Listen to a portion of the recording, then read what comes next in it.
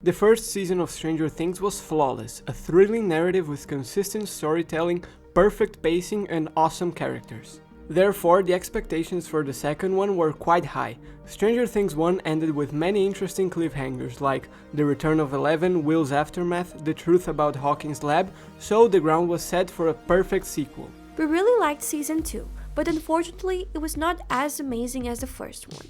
Sure, there are some awesome moments and overall a great epilogue, but comparing the two of them, the second one has a few flaws. As you might know, recently we made a complete analysis of the first season of Stranger Things, where we discussed our thoughts on why we think it's such a perfect show. And as promised, today we're going to continue our journey by doing a full breakdown of Season 2. We'll follow the same format of the first video, discussing the plot, the characters, and our overall thoughts, and again with spoilers. Let's start by discussing some aspects of the plot. The story takes place 1 year after the events of the first season. Will is now beginning to experience PTSD, which is post-traumatic stress disorder in the form of nightmares. He constantly gets these episodes where he's back in the Upside Down and feels this sort of evil force around him. In this new season, we all discover that the lab is now controlled by different people, but this time they're apparently good. And Dr. Owens, who works there, is trying to help Will recover from his trauma. So basically, in Season 1 the main plot was finding Will, well now it's helping Will. What I liked is that we got to spend more time with him, since he was missing during the entirety of Season 1, and we got to see more of the relationship he has with his friends, especially with Mike. Another great thing is that all of the previous events have a massive impact on the current plot. Sometimes sequels tend to forget all that happened before, creating a story with no connection with its predecessor, but gladly that's not the case in Season 2. I feel like the second season continued the story seamlessly by tying up loose ends that were established in the end of the previous one. Yes, at the start of episode 1, we now see that Joyce became a more protective mother and doesn't let Will bike home by himself, for obvious reasons. Jonathan spends more time with him and gives the emotional support that Will needs, since the kids in the school make fun of him, calling him zombie boy and a freak, which makes him sad and insecure. The scene between the brothers was great. I would have liked more moments like that during the season, since Will needed some help and Jonathan could have connected more with his brother, but sadly he's very distant from his family this time around. Also, he's getting bullied mainly because of the explanation that the lab published, saying that Will just got lost in the woods and his funeral was actually a mistake because it was another kid's body that they found. I thought that this explanation was very clever and believable, since the lab couldn't reveal the whole Upside Down and Demogorgon debacle, and further on we discovered that everyone that knew about it or was involved with the situation had to sign a lot of non-disclosure agreements to keep everything a secret. Speaking of secrets, we find out that Eleven escaped the Upside Down and now secretly lives in an old house that was owned by Hopper's granddad. I love seeing Hopper and Eleven together. They complement each other so well. Eleven got her new father figure and Hopper his new daughter. Also, a fun fact, in one of Eleven's flashback scenes, we can see that Hopper is reading to her Anne of Green Gables, the same book that he used to read to Sarah, symbolizing how Eleven is now his new daughter. A really great tiny detail. During episode 2 we got to see more of the relationship between Hopper and Eleven and how overprotective he is with her, since it's not safe outside because she's considered a dangerous individual and for that reason bad people can capture her, take her to Hawkins' lab and turn Eleven into a lab rat again. It's cool that while Hopper is at the police station he acts totally oblivious of what happened before concerning Will's disappearance and the existence of Eleven, obviously to maintain secrecy of what happened during Season 1. I would like to point out that the show didn't forget about Barb's death and we see that Nancy is still sad and feels guilty, a very understandable situation. I like the scene where she and Steve go to the Hollands' house for dinner and they find out that Barb's parents are selling their house to pay for an investigation, led by Murray Bauman concerning the supposed disappearance of their daughter. You can see that their parents are hopeful, but it's sad that they don't know that she died and Nancy can't tell them the truth. In the first couple of episodes, we also get to know some of our new characters of the season, but we'll soon discuss them later on the video. So the plot thickens on episode 3, when we begin to understand the different parallel stories that will revolve around the Upside Down. In the first season, those stories were divided by groups based on their age, like there were the kids, the teenagers, and the adults, and they were all connected. But in season 2, the groups are more mixed, like Joyce with Mike and Will, Steve with Dustin, Murray with Nancy and Jonathan, so they weren't separated by age. But nevertheless, I liked those new characters' interactions that we got to see. I think we can separate the plotlines by the helping Will story dealing with the Pollywog, Eleven's past, and exposing Hawkins' lab. To me, the storyline that doesn't feel connected to the rest is the exposing Hawkins' lab. It focuses too much on the plot of season 1 concerning Barb's death and has no connection to Will's problem nor Eleven's past. I feel like the pacing isn't as great as the first season. For example, the plot takes a while to establish itself, but when it does, it gets very interesting and flows nicely. When we discussed season 1 in the previous video, we mentioned clever transitions between scenes. In this season, I like that there are many more cool transitions. Yes, in episode 1, there is this scene where Will reads an evil message that some kids left in his locker that says Zombie Boy, and the next shot shows a fake brain in Clark's class, connecting those two things, the brain and the zombie. Also, when Joyce is hanging out with Bob, the camera focuses on a green plastic pumpkin that's in the shop, and what follows is a scene where Hopper goes to investigate the rotten pumpkins. Still on episode 1, when Will is having a vision where the sky is thundering and then it switches to Hopper's headlights. There are many more scenes like that, like when Hop puts a yellow flag marker on the woods and the next shot has a yellow sheet moving with the wind. Another well thought out transition is when Steve is taking a shower and the subsequent scene is where a kid is in this sort of duck plaything, making a reference to the classic yellow duck squishy toy that is commonly used in baths. Like I said, there are a lot of cool transitions during the whole show, something that I really appreciate. The tone present on this season is a little bit different. This time it's more intense and creepy as opposed to the more scary and mysterious feel of the previous one.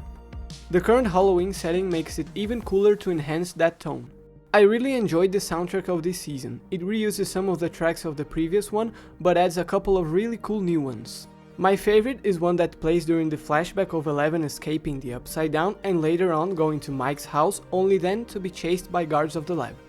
The track that plays during the scene where Mike is selecting some toys for the donation box is great and a little sad, as Mike remembers Eleven while looking to the dinosaur he showed to her in season 1, as well as the Star Wars spaceship that Dustin asked her to levitate. In episode 3, we see that Joyce is rewatching the video Will recorded during Halloween, before he had an episode, and she finds out that Will's visions could actually be real. In the meantime, the kids are also theorizing about the nightmares, thinking that they can be real but can't harm Will. In the end, we see that that theory is incorrect. He starts having another episode in the school, but this time it has major consequences. The shadow monster he saw on Halloween night possesses Will Byers as he follows Bob's naive advice. And not to mention, the whole sequence is very exciting and intense. It really freaked me out. It was funny that after Joyce calls the school in order to talk with Will concerning her discovery, she ends the call abruptly, gets in the car and starts driving very fast. When she arrives at the school and finds Will, telling him to wake up from his episode, there is a cool continuity with the camera where it keeps rotating around him in the real world and around Will in the Upside Down while he's being possessed. Episode 4 is great. Will finally tells Joyce the truth about his visions in this cool scene between them at the Byers' house. I really like that during the season we see that Joyce is a caring mother that understands Will's problems and tries to remain calm while around him. Speaking of caring parents, another great scene is when Eleven returns to Hopper's cabin after leaving to find Mike, and they proceed to have a heated discussion where Hopper ends up grounding her for disobeying the rules. This scene is very emotional and has some incredible acting. At the same time we empathize with Eleven's desire to live a normal life with her friends, we also understand that Hopper only wants to protect her because he's afraid of losing her, so there's this big dilemma between them. I like that throughout the episodes we see that Will's possession slowly starts getting worse and worse. It's creepy when Joyce sets up a bath for him and then he says, "He likes it cold," indicating that the Mind Flayer is starting to control Will's mind and his actions. All of the scenes with Will are creepy, like when he starts drawing the tunnels trying to explain what he sees. Just the way he keeps drawing, being very focused and almost in a trance, is very eerie. A cool detail is that his eye color changes during the season as the possession gets worse. It starts as his regular color and it keeps getting darker. During episode 5, Hopper investigates the tunnels growing below the pumpkin farm and we see that the Upside Down is slowly creeping its way into Hawkins. It's cool that he's brave and fearless by going alone in the middle of the night to explore the strange tunnels, but it's kinda dumb that Hopper didn't mention where he was going before leaving Joyce's house. Since Hopper was missing, it was fun to see Bob the Brain figuring out his location through the tunnel map by noticing its resemblance to Hawkins. The scene was very funny, with Bob being clueless over the reason why Will drew all that.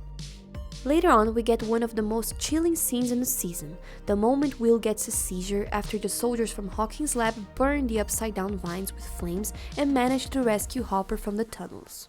We then get the most iconic and memorable pairs of the season, Steve and Dustin. They form an unlikely alliance to find a polywog that ended up being a Demogorgon. Their banter is very entertaining and fun to see. The scene they share together in the train tracks is very cool, with Steve giving Dustin some advice to impress girls, and we see that after breaking up with Nancy, he's bummed out since he really loved her. In the meantime, Nancy and Jonathan come up with a story with the help from Murray about Barb's death to smooth the situation. It sounded very believable. And later on during the night, there's a reference to Indiana Jones and the Temple of Doom, where they both want to get together, but each of them is afraid of making the first move.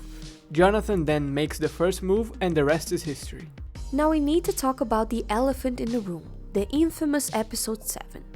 During the course of the season, Eleven is slowly piecing together her past by going into her mother's house and talking to Aunt Becky. She then learns of another test subject, her sister, 8, also known as Kali. Eleven then travels to Illinois to find her. The episode breaks the pace of the story and it's somewhat anticlimactic after the intense ending of the previous episode with the Demodogs invading Hawkins' lab. While every other episode develops all of the different plotlines in a well-paced and balanced way, this one just drags too long and it only focuses on the Eleven's past story.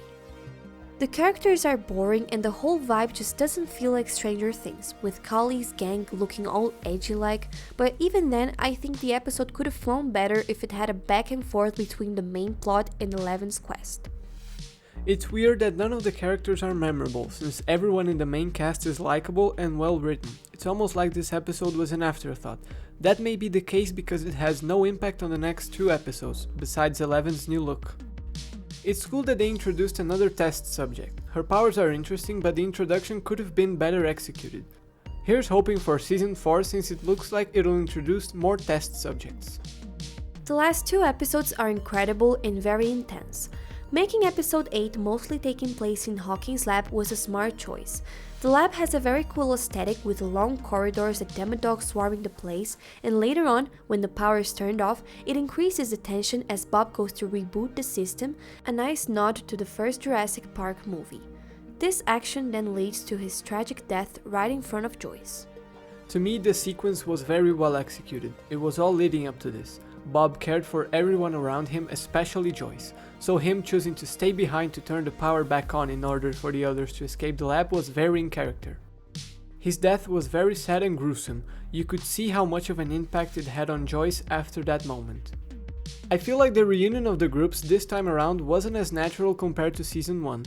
The fact that Nancy and Jonathan end up going to Hawkins' lab after he suspected someone from the lab entered his house, it just felt forced since their storyline didn't connect to the main plot. But with Steve and the kids, aka the Polywog gang, it made sense for them to go to the lab. After all, they saw that the Demodogs were called in by someone, in this case Will, after he gave away their location at the end of episode 6. When the groups return to the buyer's house, they all start to discuss and theorize about the Mind Flayer, associating it with Dungeons and Dragons. Then, Mike comes up with a plan to defeat the Mind Flayer by trying to reconnect with Will and asking him how to stop it. The scene in the shed with Will was amazing, with Joyce, Jonathan and Mike talking about his old memories in order to bring him back to his senses. I like that Hopper was the one that noticed that Will was communicating with them through Morse code, something we saw constantly throughout the season during the scenes with Eleven at Hopper's cabin. After the Mind Flayer manages to get control over Will, Eleven returns and reunites with Mike in a very touching scene.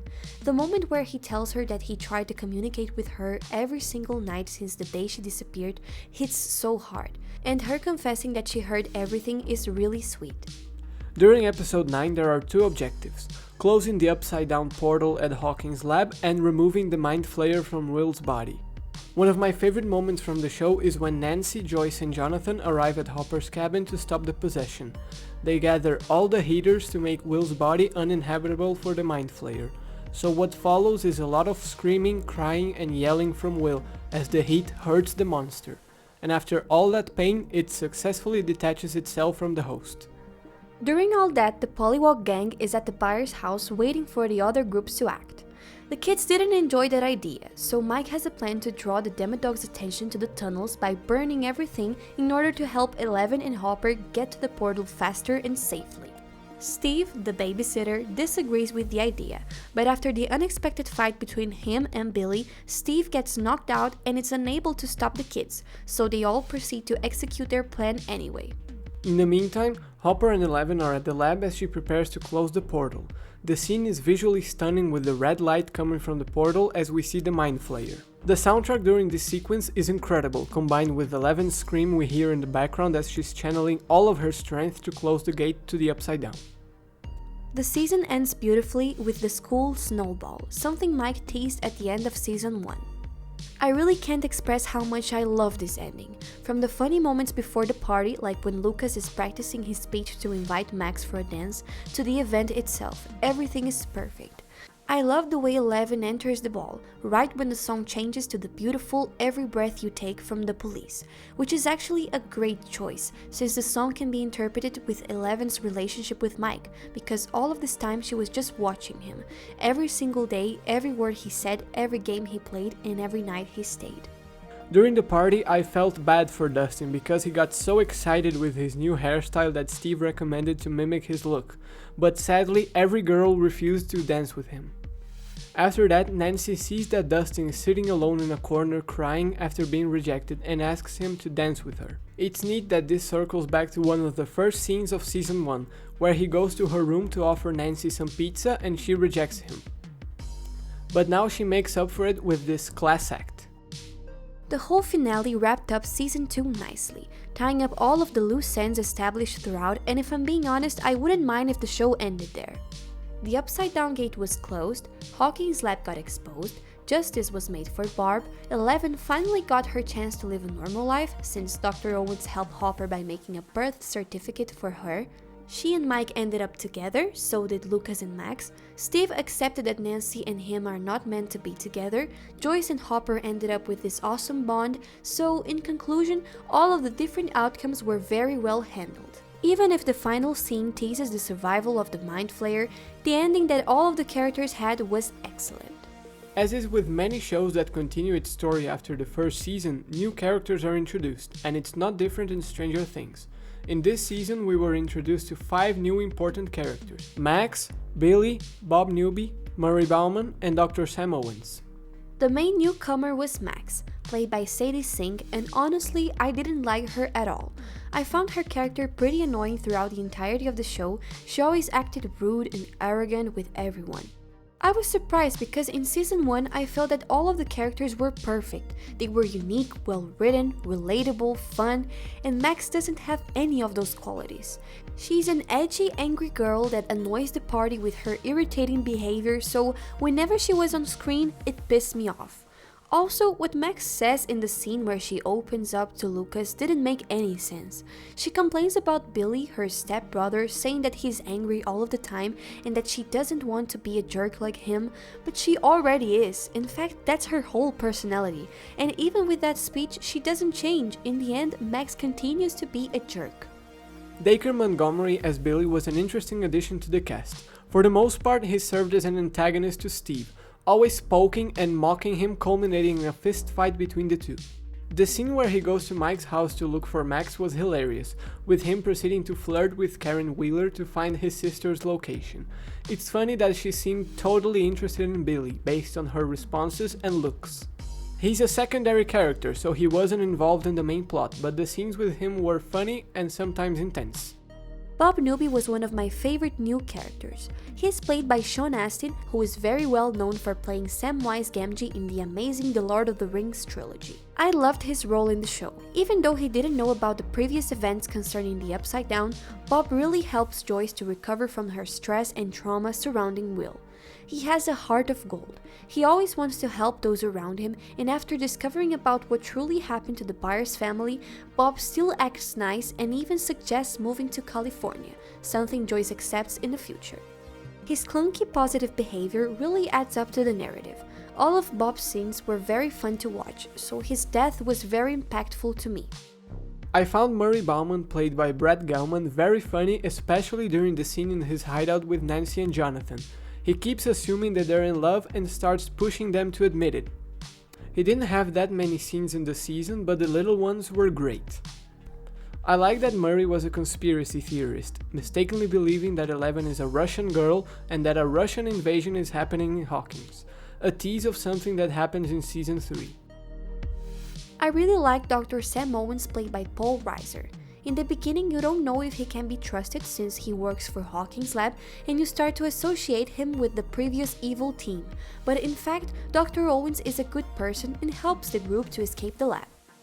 I was happy to see that he survived the ambush, and like we mentioned, he helps Eleven by giving her the birth certificate.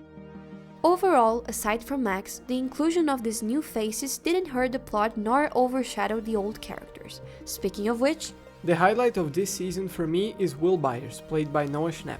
His performance was incredible, to me one of the best in the show. He played two characters, Will and the Mind Flayer, since he was possessed by it. One of my favorite scenes is when he's taken to Hawkins' lab after the seizure.